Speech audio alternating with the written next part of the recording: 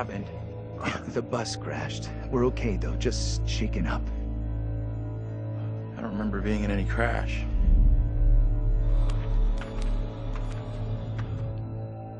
Well, here we are on set of Little Hope, part of the Dark Pictures Anthology. Tell me about the characters you play in the game. Yeah, very exciting. I play Andrew, who is a student on this trip to the town of Little Hope. You know this place? No. I mean, I don't think so. I also play Anthony and I play Abraham, all existing at different time periods in different places. Is it tough to balance it all and to kind of jump back between these characters as you go through it? A little bit. I've had a lot of help along the way, and we've been able to, for the most part, separate the three different guys. We have an amazing accent coach on set at all times, so she keeps me in check and puts me on the right part of the map when I stray too far. Only the devil could create a demon who so resembles me.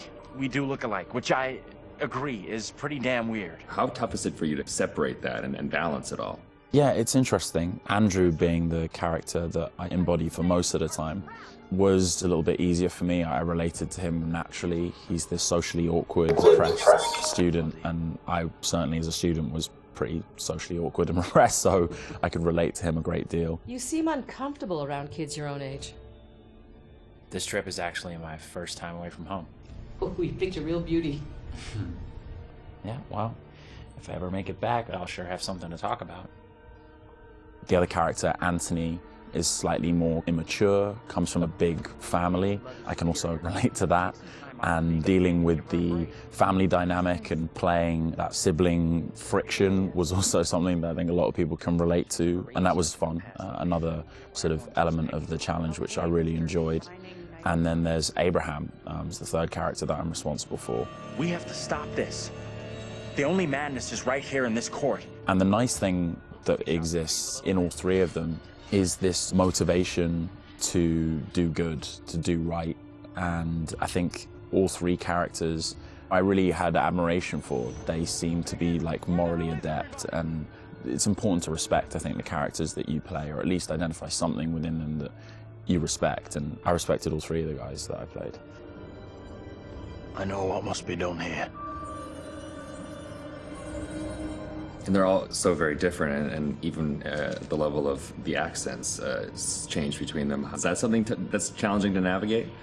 Yeah, that's been really fun. For me, it's been, when playing Andrew, I've been doing a relatively neutral American accent, but we've sort of based most of the action in New England, so it does lean towards the East Coast, and it doesn't take on too strong of a characterization in either direction.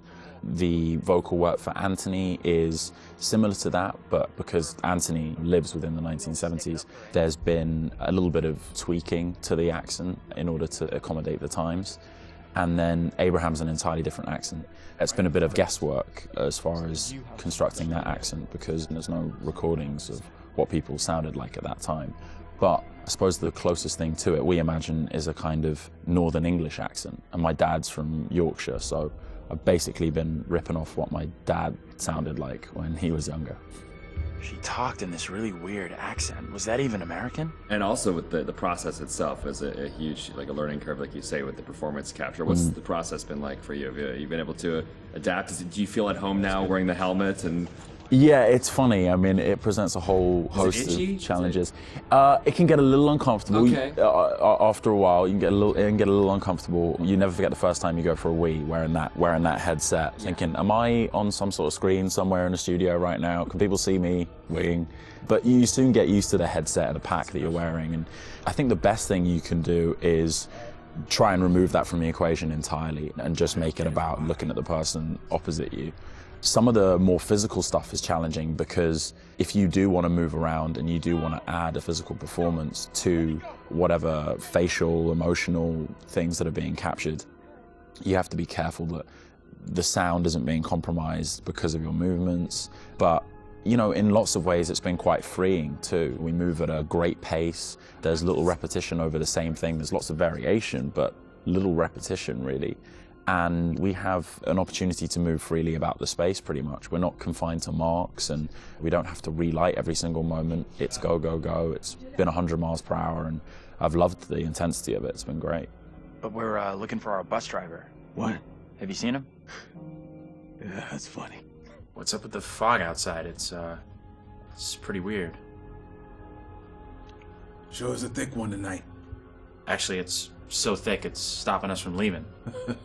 Yeah, I know that feeling. You're, trapped here too, then? And cut.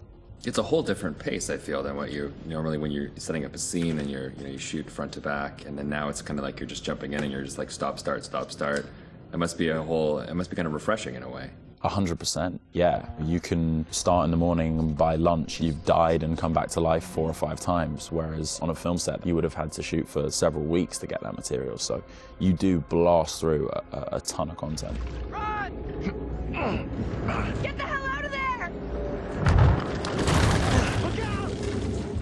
Yeah, it's gonna be really cool to see yourself in a video game. It's gonna be an incredible experience too. And then now your friends and family members can like play you in a game. That must be a whole weird feeling. Yeah, that is really weird. It's strange enough seeing my face on screen in anything, but you're really mad and exciting, I guess, to think about being in a video game. I guess that's like a little kid's dream in lots of ways, so I feel very lucky. It's incredible. And your friends are gonna call you, but like, I killed you. Yeah, I killed you 3 times. They're like, good to speak to you too, bud. Yeah, thanks for the call. Would you confront your fears or would you run away? I want to say confront my fears. After this experience, I would confront my fears. Maybe previously I would have run away.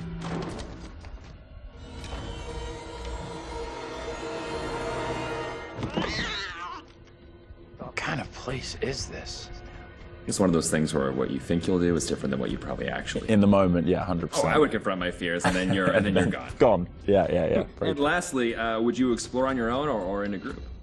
In a group, I'd have to. One of the best things about this experience has just been the camaraderie that's developed amongst the cast, and over a short period of time shooting at this intensity, it's bonded us together really quickly, and I've loved being part of the team. A group of us in one room on this crazy journey together, so it's all about exploring as a team.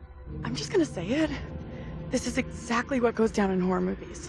Well, plus than anything in the horror genre, we know what happens when you go off on your own, right? 100%. Don't Yet do they it. still do it. And they still do it. Let's go check out that room over there. No, don't go check out that room. Nope. Don't go check out. Or bring someone with you. Oh, yeah, exactly. Yeah. There you go. All right, Will. Tanner, thanks a lot. Appreciate that. Thank you. Cheers.